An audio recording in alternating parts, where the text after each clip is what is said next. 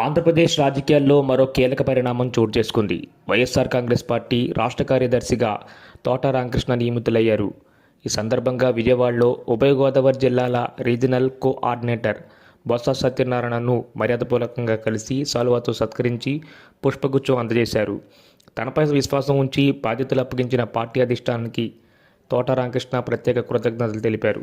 బొత్స సత్యనారాయణ ఆశీస్సులతో పార్టీ బలోపేతానికి మరింత కృషి చేస్తానని ఆయన పేర్కొన్నారు. ఈ కార్యక్రమంలో తోట రామకృష్ణ మిత్రబృందం, పార్టీ కార్యకర్తలు పాల్గొని అభినందనలు తెలిపారు. విజయవాడలో జరిగిన ఈ భేటీ వైఎస్ఆర్ కాంగ్రెస్ పార్టీ వర్గాల్లో చర్చనీయాంశంగా మారింది.